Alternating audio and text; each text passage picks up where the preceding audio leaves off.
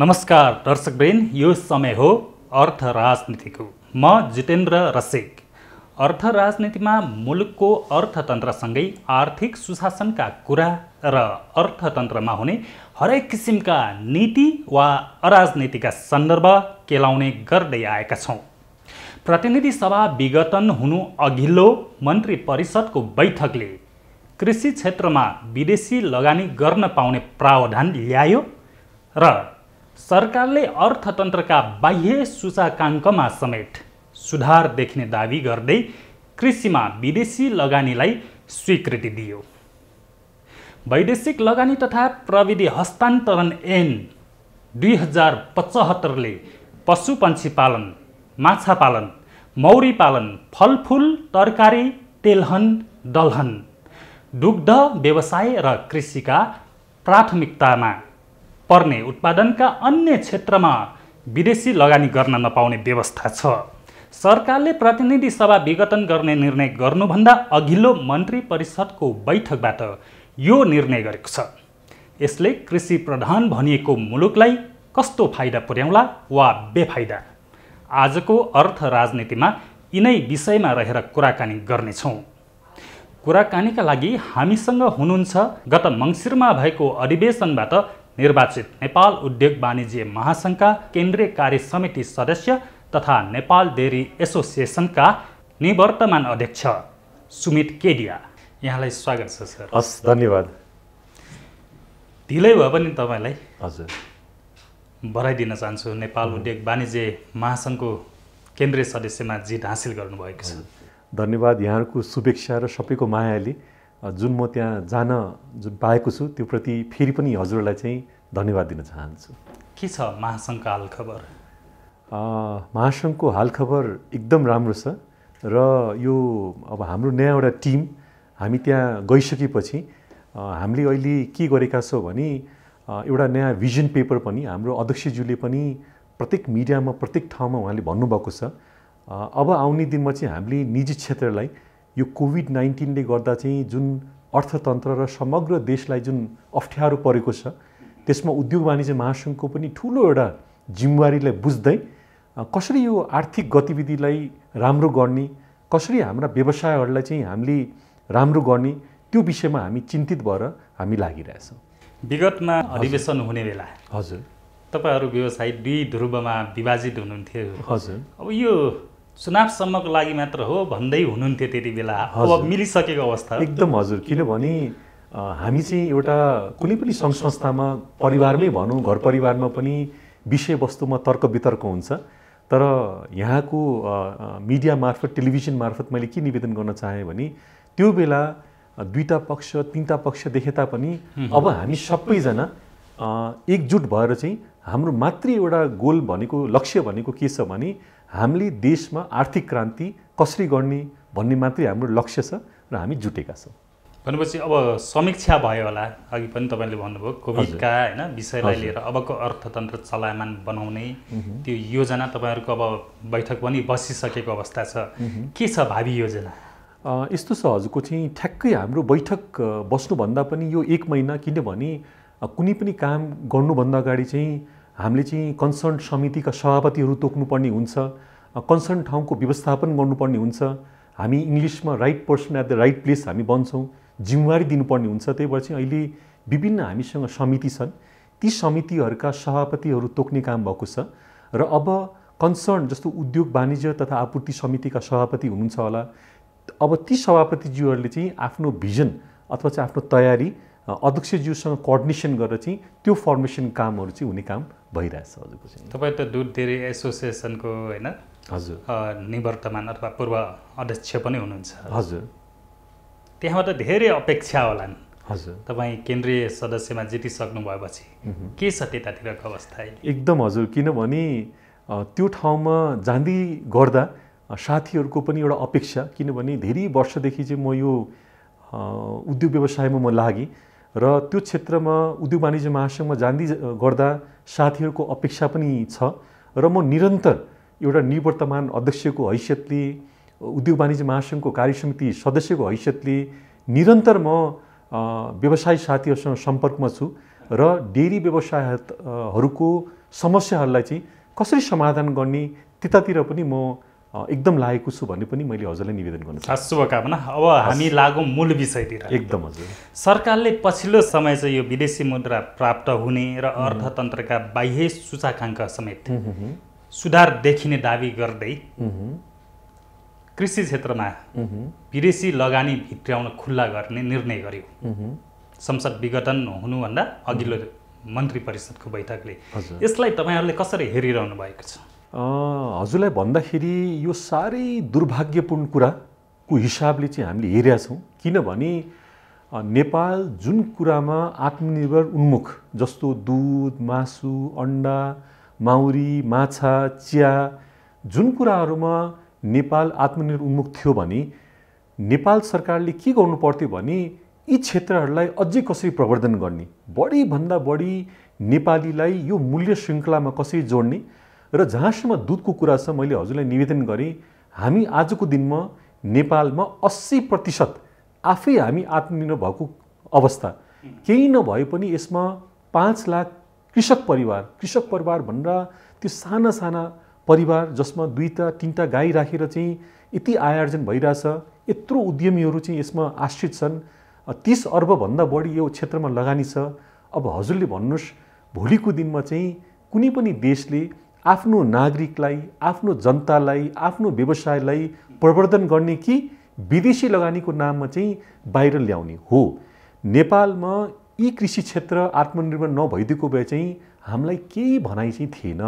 भनेपछि यो योजनाले, सरकारको यो निर्णयले हजुर अब नेपालको कृषि क्षेत्रमा लगानी गर्ने लगानीकर्ताहरूलाई हजुर अर्को समस्या थपिन्छ वा चुनौती थपिन्छ भन्ने मान्यता हो? मलाई के लाग्छ भने जस्तो यो विषयले गर्दा चाहिँ अब के हुन्छ भने जब त्यो मल्टिनेसनल कम्पनी जब अब नेपाल प्रवेश गर्छ त्यसपछि हामी जस्ता न्यून वर्गका उद्यमी व्यवसाय, न्यून वर्गका किसान जुन नेपालमा विदेश नगएर चाहिँ हामी आफ्नै देशमा के गर्नुपर्छ भनेर चाहिँ जुन हामी बसिरहेछौँ हामी पलायन हुन्छौँ र हामी पलायन भइसकेपछि चाहिँ भोलिको दिनमा हजुरले पनि हामीलाई चाहिँ त्यो एयरपोर्टमा कतार जाने लाइनमा चाहिँ हजुरले चाहिँ अब चाँडै हामीलाई चाहिँ पाउनुहुन्छ। किनभने यो कुरा मैले किन भने कि हामीले आफ्नो व्यवसाय बन्द गर्नुपर्ने हुन्छ र व्यवसाय बन्द गरिसकेपछि 2 छ्याक दाल भात त चाहियो, त्यसको लागि चाहिँ मानिसले कि यहाँ जागिर खोज्छ कि विदेश जान्छ? होइन, सरकारले त यो दाबी गरिरहेको छ नि, तपाईँहरूले त्यो अवस्था आउँछ भनिरहँदा होइन, मुलुककै कृषिजन्य सामग्री चाहिँ अब निर्यातको बाटोमा जानेछ, साना किसानहरूले पनि त्यसलाई त्योबाट चाहिँ लाभ लिन सक्छ होइन, त्यो भन्ने खालको धारणाहरू आइरहेको छ नि। एकदम हजुर। र मैले यहाँलाई हजुर के निवेदन गरेँ भने हामीले के बाँकी छोडेका छौँ त? हामीले पनि त हजुरको चाहिँ आज धेरै सहयोग नभएर पनि 80% त हामीले त आत्मनिर्भर यतिकै त पुगेको त पक्कै पनि छैन होला। हामी पनि दिनरात लागेर पुऱ्याएका छौँ। त्यही मैले हजुरलाई के भन्न खोजिरहेको थिएँ भने सरकारले बरु हामीलाई अझै प्रवर्धन गरिदिएको भए त त्यो 80%लाई त हामी 100% त पुर्याउँथ्यौँ होला नि। भनेपछि मुलुकभित्रैका लगानीकर्तालाई समेट्न सक्ने गरी हजुर नीति ल्याउनु पर्छ। किनभने अहिले नेपालमा कृषिमा प्रवर्धन गर्नका निमित्त यहाँ स्रोत पनि छ, यहाँ साधन पनि छ, हरेक कुरा छ। हामी सरकारलाई मात्रै के भनिरहेको थियो भने केही नीतिगत कुराहरू चाहिँ सम्बोधन गरिदिनुहोस्, हामी यो 80%लाई 90लाई हामी 100 पुर्याउँछौँ भन्दा पनि र संसदले पनि विदेशी लगानी तथा प्रविधि हस्तान्तरण ऐनलाई संसदले जुन यसलाई पास गर्नुहुन्न भन्ने कुरालाई संसद विघटन हुनु बित्तिकै यो गर्नुपर्ने, यो चोर बाटोबाट चाहिँ ल्याउनु पर्ने किन त्यस्तो आवश्यकता पर्यो? यसको अर्थ चाहिँ के छ भने यसमा हाम्रो देशलाई धरापमा पार्नका निमित्त चाहिँ केही व्यक्तिहरू चाहिँ केही त्यस्ता कम्पनीहरू चाहिँ लागेको भन्ने प्रष्ट हिसाबले चाहिँ यो देखिन्छ हजुरको चाहिँ। एक पक्ष व्यवसायीहरूले त भनिरहेका छन् नि, जस्तै अहिले पछिल्लो तथ्याङ्क अनुसार पनि मुलुकमा 10 लाख मेट्रिक टन चाहिँ धानको अभाव छ। त्यसै गरी मकै ब्राजिलबाट ल्याउनु पर्ने अवस्था छ। विभिन्न कृषिजन्य क्षेत्रका उपजहरू जस्तै दलहनका कुरा भए होइन, विभिन्न यो चाहिँ उपजलाई, कृषि उपजलाई विदेशबाट आयात गर्नुपर्ने अवस्थामा कमसेकम विदेशी लगानी भित्र्यायो भने त्यसले चाहिँ लार्ज क्वान्टिटीमा त्यसले उत्पादन गर्ने क्षमताले मुलुकलाई धान्न सक्छ। त्यही कारण यसलाई चाहिँ नीतिगत रूपमा अलि सुधार गरेर मुलुकमै एक खालको साना किसानको सुरक्षा पनि हुने त्यो हिसाबले आयो भने सरकारलाई स्वागत गर्न तयार छौँ भनिरहेका छन् नि केही व्यवसायी। मलाई के लाग्छ भने हजुरको चाहिँ अब म समग्र कृषिमा त म प्रवेश गरिनँ, किनभने यो धेरै ठुलो क्षेत्र हो। तर जहाँसम्म हजुरको चाहिँ केही आइटमहरू जस्तो जुन कुरालाई चाहिँ हाम्रो यो विदेशी लगानी तथा प्रविधि हस्तान्तरण ऐनले पनि जुन भनेको छ, जस्तो आजको दिनमा दुध भयो, मासु भयो, अन्डा भयो, माउरी भयो, मह भयो, यी कुराहरू, माछा भयो, यी कुराहरू भनेको चाहिँ के छ भने हजुरको चाहिँ आत्मनिर्भर उन्मुखतिर चाहिँ छ हैन। त्यही भएर चाहिँ अब कुन आइटममा ल्याउने हुने अथवा चाहिँ नहुने त्यो अब एउटा छ। सरकारले क्याटेगोरी बनाएर एक खालको त्यसलाई वर्गीकृत गरेर हजुर योजना ल्याउनु पर्यो। तर जुन कुराहरूमा चाहिँ हजुरको चाहिँ अलरेडी हामी सेल्फ सफिसियन्टतिर हामी चाहिँ छौँ भने, र जहाँसम्म हजुरले चाहिँ मकैको कुरा गर्नुभयो, धानका कुराहरू गर्नुभयो, मलाई के लाग्छ भने नेपालमा हरेक किसिमको स्रोत साधन नभएको होइन, हामीले सपोर्ट पनि नपाएको होइन, मात्रै प्रब्लम कहाँनिर छ भने हामी चाहिँ नीतिगत तहमा जुन किसिमको एउटा प्लानिङ गर्नुपर्ने त्यो प्लानिङ हजुरको चाहिँ नभएको कारणले चाहिँ, जस्तो अहिले पनि हजुरले हेर्नुभयो भने कतिपय खेतहरू खण्डीकरण भइरहेको अवस्था यहाँले पाउन सक्नुहुन्छ। त्यो ठाउँमा चाहिँ हाम्रो सिँचाइ हजुरको चाहिँ पुग्न सकिरहेको चाहिँ छैन, हाम्रो चाहिँ समयमा हजुरको चाहिँ मल हामीसँग आइपुग्दैन। त्यही पछि नेपाल हाम्रो समस्या के भइदियो भने विदेशीले हामीलाई सहयोग गर्यो भने चाहिँ हामी गर्न सक्ने, नत्र हामी गर्न नसक्ने, यो मानसिकताबाट चाहिँ हामी निस्किनु पर्यो। र नेपालमा अहिले हजुरले हेर्नुभयो भने प्रत्येक हजुरको चाहिँ भूगोलमा हामीसँग प्रशस्त हजुरको चाहिँ त्यहाँको क्लाइमेट अनुसार त्यहाँको हरेक हिसाबले चाहिँ हामीसँग हरेक थोक हुँदा पनि यो मानसिकताको कारण र प्लानिङको कारणले गर्दा चाहिँ हामीलाई के लाग्छ भने अरूले चाहिँ विदेशीले हामीलाई सहयोग गरेको खण्डमा हामी गर्न सक्छौँ, नत्र हामी गर्न सक्दैनौँ। तर नेपालमा चाहेको खण्डमा, इच्छा शक्ति भएको खण्डमा हामी धेरै कुरा गर्न सक्छौँ भन्ने मलाई विश्वास छ। भनेपछि अब सरकारले नीतिगत रूपमा अलिकति सूक्ष्म ढङ्गले कृषि क्षेत्रलाई अलिकति अनुसन्धान गरेर विश्लेषण गरेर मात्र यो निर्णय गर्नु पर्यो। एकदम हजुर। अब यसले विदेशी लगानी ल्याउने निर्णय त सरकारले गर्यो हजुर, यसले मुलुकको कृषि तन्त्र भनौँ, कृषि क्षेत्र, कृषक उनीहरूलाई कस्तो खालको बेफाइदाहरू पुर्याउँछ भन्ने लाग्छ? एकदम हजुर, यसले के हुन्छ, फाइदा के हो बेफाइदा के हो? मैले अघि पनि हजुरलाई मैले भनेको थिएँ, कुनै पनि राष्ट्रले दुईटा कुरा के हेर्ने गर्छ भने मेरो राष्ट्रमा मैले बढीभन्दा बढी रोजगारी कसरी सृजना गरौँ र मैले आफ्नो राष्ट्रमा बढीभन्दा बढी आर्थिक क्रान्ति कसरी गरौँ। अब यो जुन निर्णय भयो, यो निर्णयले चाहिँ हजुरको चाहिँ के हुन्छ भने राष्ट्रले एउटा उद्योगमाथि हेऱ्यो, एउटा मल्टिनेसनल अथवा दुईटा मल्टिनेसनलमाथि हेऱ्यो, तर त्यो एउटा मल्टिनेसनल आउनु बित्तिकै यहाँ हामीले के हेर्छौँ भने सयौँजना लाखौँजना हजुरको चाहिँ अब बेरोजगारी हजुरको चाहिँ यो क्षेत्रमा बढ्ने भयो। हजुरले चाहिँ राम्रो के र नराम्रो, म पहिला बेरोजगारी हजुरको चाहिँ बढ्ने भयो। र अर्को भनेको चाहिँ के छ भने जुन एउटा आर्थिक क्रान्ति जुन हजुरको चाहिँ यो 50 जना 100 जना 1000 जनाले जुन गर्न सक्थ्यो त्यो एउटा माथि मल्टिनेसनल कम्पनीले गर्ला जस्तो चाहिँ देखिएन। र यसले गर्दा चाहिँ के हुन्छ भने मोनोपोली पनि हजुरको चाहिँ बढेर जान्छ। जसले तपाईँले भन्नुभयो जस्तो बेरोजगारीको कुरा उठिरहँदा मल्टिनेसनल कम्पनीले त अब धेरै सङ्ख्यामा होइन रोजगार दिन सक्ने सम्भावना हुन्छ नि। कृषि क्षेत्रलाई अलिकति त्यहाँ काम गरिसकेपछि भनेपछि तपाईँको धारणा चाहिँ जुन यो प्रविधिको प्रयोग उच्च हुन्छ र जनशक्तिको प्रयोग कम हुन्छ भन्नु खोज्नु भयो? एकदम हजुरले जुन भन्नुभयो मल्टिनेसनल कम्पनीहरूलाई मैले हजुरलाई पनि अहिले भने आजको यो औद्योगिक क्रान्तिमा बढी मान्छे प्रयोग गर्नुभन्दा पनि उहाँहरू चाहिँ बढी मिसिन प्रयोगबाट चाहिँ काम गर्नमा चाहिँ विश्वास गर्नुहुन्छ हजुरको चाहिँ। र हामी जस्ता उद्योगहरू चाहिँ के छन् भने अलिअलि हामी प्रविधिको पनि हामी प्रयोग गर्छौँ र हाम्रो चाहिँ बढीभन्दा बढी मानव संसाधनलाई कसरी हामी प्रयोगमा ल्याउँ त्यो पनि हाम्रो प्रयास रहन्छ। र हामीले सम्पूर्ण मूल्य श्रृङ्खलामा हामी हेर्छौँ कि पुरा सम्पूर्ण मूल्य श्रृङ्खला चाहिँ कसरी बेनिफिटमा लिएर जाने।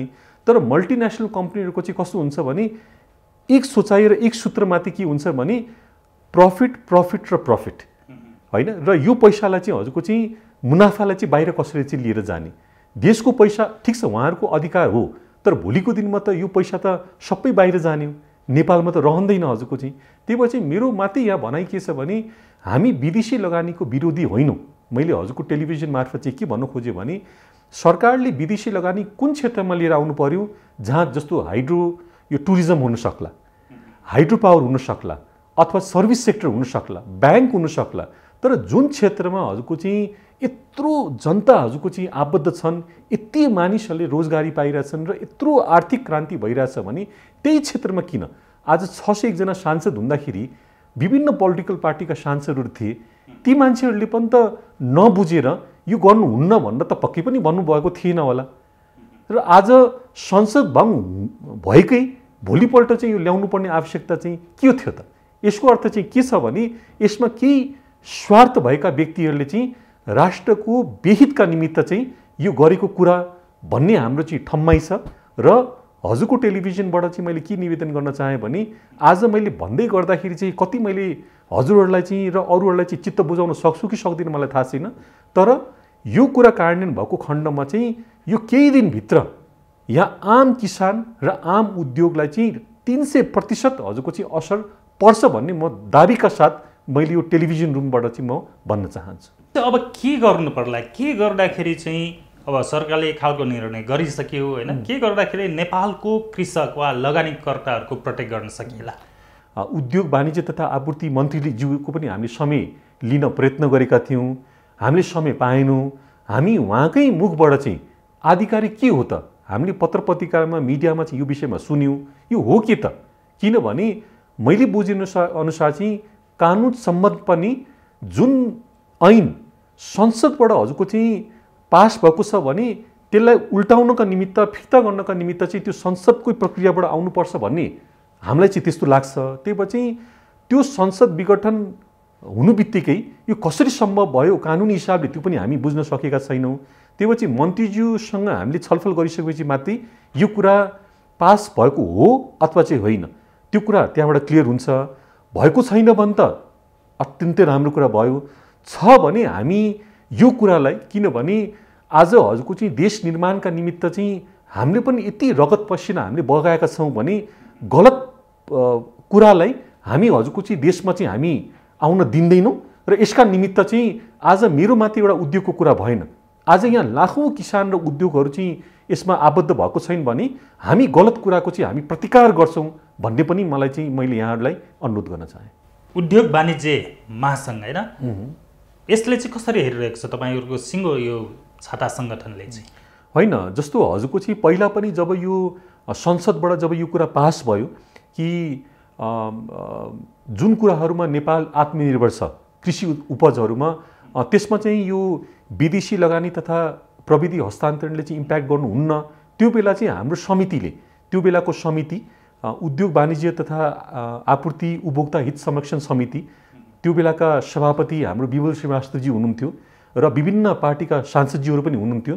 उहाँहरूले हामीलाई बोलाएर हामीले त्यहाँ प्रेजेन्टेसन पनि दिएका थियौँ र किन आउनुहुन्न भन्ने हिसाबले उद्योग वाणिज्य महासङ्घ पनि त्यहाँ गएर चाहिँ सबै कुरा मैले हजुरलाई अघि पनि त्यही निवेदन गरेको थिएँ, सबै सांसदजीहरूलाई उहाँहरूले नबुझिकन पक्कै पनि यो ऐन हजुरको चाहिँ त्यो बेला पास भएको चाहिँ होइन र त्यो बेला हजुरको चाहिँ पास भएको कुरालाई आज जुन हिसाबले चाहिँ त्यसलाई उल्टाउने काम भएको छ, यसमा चाहिँ नेपाल डेरी एसोसिएसनमाथि होइन कि उद्योग वाणिज्य महासङ्घ भनौँ अथवा चेम्बर अफ कमर्स भनौँ अथवा उद्योग परिसङ्घ भनौँ, मेरो विचारमा कोही पनि खुसी छैनन् होला भन्ने मलाई चाहिँ त्यस्तो लाग्दछ। यस्तो पनि भएको हो नि होइन, विगतमा जस्तै लगानीका अवसर छ नेपालमा, तर जुनमा फाइदा हुन्छ त्यसमा मात्र लगानी गर्ने क्या लगानीकर्ताहरूले। नेपालमा कृषिजन्य क्षेत्रमा लगानी गर्ने थुप्रै क्षेत्रहरू छन् क्या, त्यता पहिचान गरेर काम नभएको देखिन्छ नि, त्यसैले यो सरकारबाट त्यता जान बाध्य भएको कि होइन? मलाई त्यो लाग्दैन हजुरको। अहिले हजुरले हेर्नुभयो भने हाम्रा निजी क्षेत्रका साथीहरू चाहिँ धेरै कृषि उपजहरूमा लाग्नु भएको छ। जस्तो मै हजुरको चाहिँ विगत 15 वर्षदेखि म दुध क्षेत्रमा म आबद्ध छु, हामी चिनीमा छौँ, हामी मैदामा छौँ, अरू साथीहरू चाहिँ जस्तो अब हाम्रो फलफुलमा हुनुहुन्छ, तरकारीमा हुनुहुन्छ। त्यही भएर चाहिँ विगतमा के थियो त्यो आफ्नो ठाउँमा छ, तर अहिले चाहिँ हजुरको चाहिँ यो यी त भयो होइन, तपाईँले भनिरहँदाखेरि यो वन पैदावारको क्षेत्रमा अथाह हामीसँग लगानी गर्ने क्षेत्र छ क्या, त्यसमा कसैको ध्यान गएन भनिन्छ नि। वन पैदावार जडीबुटी होइन, यसमा यस्तो पनि हुन्छ। त्यही भएर चाहिँ मैले हजुरलाई के निवेदन गरेँ भने लिङ्केजको पनि धेरै आवश्यकता पर्छ। जस्तो हामी भनेको त एउटा इन्भेस्टर हौँ अथवा चाहिँ हामी एउटा उद्यमी हौँ। त्यही भएर चाहिँ जस्तो अब हजुरले वन पैदावारको कुरा गर्नुभयो, त्यसमा चाहिँ के हुनुपर्छ भने वन मन्त्रालयले चाहिँ हजुरको चाहिँ यो विषयमा चाहिँ निजी क्षेत्र जस्तो उद्योग वाणिज्य महासङ्घ चाहिँ एउटा निजी क्षेत्रको छाता सङ्गठन छन् भने वन मन्त्रालयले हामीलाई निम्त्याएर यो सम्भावनाहरू छन्, त्यसको लागि चाहिँ हामी यो फेसिलिटेट गर्न हामी तयार छौँ। मैले एउटा इक्जाम्पल मात्रै दिन खोजेको, त्यही भएर चाहिँ सरकारले के पनि गरेको होइन मैले त्यो भन्दिनँ, तर कहीँ न कहीँ हजुरको चाहिँ ग्यापिङ भयो। जस्तो मैले हजुरको चाहिँ कृषि क्षेत्रमा लागेको छु र त्यो विषयमा मेरो इन्ट्रेस्ट पहिला जगाउने काम त गरिदिनु पऱ्यो नि हजुर। जस्तो अब विदेशमै पढेँ, बाहिर पढेँ, नेपाल आएँ, अब मलाई त्यो पहाडको भूगोल जानकारी नहुन सक्ला। अब त्यो विषयमा भूगोलै जानकारी छैन भने म त्यहाँ गएर चाहिँ म कसरी आफ्नो उद्योग स्थापना गर्ने? त्यही पछि यहाँले चाहिँ के बुझिदिनु पऱ्यो भने हामी निजी क्षेत्रले चाहिँ हजुरको चाहिँ आर्थिक क्रान्तिका निमित्त, देश निर्माणका निमित्त चाहिँ हरेक सेक्टर्समा होइन, हामी चाहिँ हजुरको चाहिँ प्रफिट ओरिएन्टेड जहाँ 2 पैसा मुनाफा हुन्छ त्यही मात्रै लाग्ने, अरू त्यो पक्कै पनि होइन। त्यही पछि हामी हरेक ठाउँमा हामी लगानी गर्न हामी चाहन्छौँ, तर सरकारले पहिला यहाँको जनतालाई, यहाँको निवेशकर्तालाई चाहिँ पहिला प्राथमिकतामा राखेर त्यसपछि जुन क्षेत्रमा हुँदैन, जस्तो म हजुरलाई फेरि पनि निवेदन गरेँ, हाइड्रो पावर भनेको महासागर हो, त्यहाँ चाहिँ हजुर हाम्रो इन्भेस्टमेन्टले माथि भ्याउँदैन, त्यो सेक्टरमा बरु एफडिआई निम्त्याओस् न त। टुरिज्म सेक्टर त्यहाँ चाहिँ हजुरको चाहिँ खर्बौँ रुपियाँको चाहिँ इन्भेस्टमेन्टको आवश्यकता पर्छ, तर कृषि क्षेत्रमा चाहिँ त्यस्तो खर्बौँ रुपियाँको इन्भेस्टमेन्ट नपरेर यहीँको जनताले, यहीँका उद्यमी व्यवसायले गर्ने कुरा चाहिँ मेरो विचारमा त्यसमा विदेशी लगानीको आवश्यकता अहिले चाहिहाल्ने, आवश्यकता परिहाल्ने जस्तो मैले चाहिँ देख्दिनँ हजुरको चाहिँ। अब के गर्ने त? अब यो खालको निर्णय भएको होइन, आइसकेको छ, अब यो कार्यान्वयनमा आयो भने के गर्नुहुन्छ त? यसमा मैले फेरि पनि भने हामी चाहिँ कुनै सडकमा गएर टायर बाल्ने, आगो बाल्ने त्यस्तो किसिमको हामी समुदाय पनि होइन। हामी त एउटा तर्क वितर्क गर्ने, हामीले आफ्नो एउटा छलफल गर्ने हामी त्यो समुदाय हामी पर्यौँ। त्यही पछि हामीले यो विषयमा, यो गलत निर्णयको बारेमा चाहिँ हामी आम जनतालाई होइन हजुरको माध्यमबाट, मिडियाको माध्यमबाट हामी चाहिँ बढीभन्दा बढी व्यक्तिलाई चाहिँ हामी पुर्याउन प्रयत्न गर्छौँ र प्रयास गर्छौँ, र जति दिन हाम्रो उद्योग व्यवसाय, जति दिन त्यो आम किसान जति दिन चल्न सक्छन् त्यसपछि बन्द बाहेक हामीसँग के विकल्प रहन्छ, र यसको सम्पूर्ण जिम्मेवारी चाहिँ अहिलेको सरकारले चाहिँ लिनुपर्ने हुन्छ। अब निजी क्षेत्रले पनि सरकारसँग एक खालको भिजन, एक खालको योजना सरकारलाई पेश गर्न सक्नुपर्ने हो नि, त्यो विगतमा भएको पनि पाइँदैन होइन, र त्यो त्यसरी काम गरेको पनि देखिँदैन क्या। मुलुक चाहिँ कृषि प्रधान मुलुक भनिएको छ होइन, हामी चाहिँ हरेक कुरा, हाम्रो भान्सामा पाक्ने हरेक कुरा आयातमा भर पर्नुपर्ने अवस्था छ। यो अवस्था हटाएर मुलुकलाई आत्मनिर्भर बनाउन चाहिँ के गर्न सकिएला, के गर्नु पर्ला? एकदम हजुर, त्यसको लागि चाहिँ मैले अघि पनि हजुरले निवेदन गरेँ, हाम्रो उद्योग वाणिज्य महासङ्घले पनि एउटा भिजन पेपर हामी तयार गरिरहेछौँ।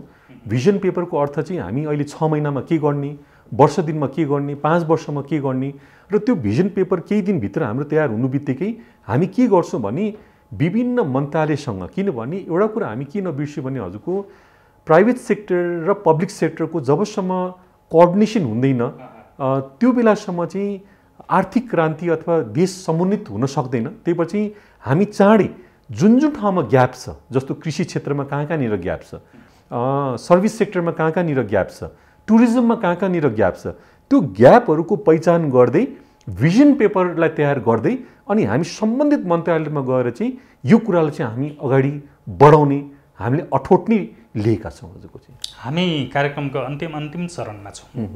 यो पछिल्लो संसद विघटनको घटनापछि यसले चाहिँ तपाईहरूको लगानीको क्षेत्रमा भनौँ, कृषिजन्य लगानीको क्षेत्रमा के कस्तो असर पारेको छ र पार्छ भन्ने लाग्छ तपाईँ? म अहिले पनि हजुरको यसले मुलुकको अर्थतन्त्रलाई त प्रभाव पार्छ नि हजुर, यो तपाईहरूको क्षेत्रलाई चाहिँ कसरी प्रभाव पार्छ? एकदम मलाई के लाग्छ भने अब संसद विघटन हुनु बित्तिकै अब कुनै पनि निर्णय अथवा कुनै पनि नीति अब हजुरको चाहिँ अहिलेको सरकारले चाहिँ कार्यान्वयन गर्न सक्दैन, त्यो चुनावपछि मात्रै हजुरको चाहिँ कार्यान्वयन गर्न सक्छ। त्यो बेलासम्म अब के हुने भयो भने हजुरको चाहिँ यो प्रगति अथवा विकास चाहिँ हजुरको चाहिँ थाती हुने भयो। त्यही पछि म त अहिले पनि एउटा के अनुरोध गर्छु भने नेपालले त्यो बेला एउटा अन्डरस्ट्यान्डिङ गरेर चाहिँ जब कुनै पनि संसारमै नभएको घटनालाई जब हामीले एउटा देखाएका छौँ भने अहिले पनि हजुरको चाहिँ राजनीतिक पार्टीहरू चाहिँ मिलेर किनभने के बुझिदिनु पर्यो भने पोलिटिकल एजेन्डा एउटा होला, तर जबसम्म हजुरको चाहिँ आर्थिक गतिविधि कुनै पनि देशमा बढ्दैन, त्यो पोलिटिकल एजेन्डाले मात्रै हजुरको चाहिँ काम गर्दैन। त्यो पछि यो कोभिडको 19लाई पनि ध्यानमा राख्दै मैले आम राजनीतिक पार्टीहरूलाई चाहिँ के निवेदन गर्न चाहन्छु भने यस्तो किसिमको निर्णय जुन आज यहाँ जुन देशमा घट्यो, अब हाम्रो चाहिँ दुध माछा र माउरीमै जुन यो संसद विघटन भएर चाहिँ जुन नीति फेर्ने काम भयो, प्लिज हजुरले चाहिँ यस्तो काम नगरिदिनुहोस्। यसले गर्दा हामी जस्ता उद्यमी आम किसानहरू चाहिँ हजुरको चाहिँ हामी कहीँको रहने छैनौँ।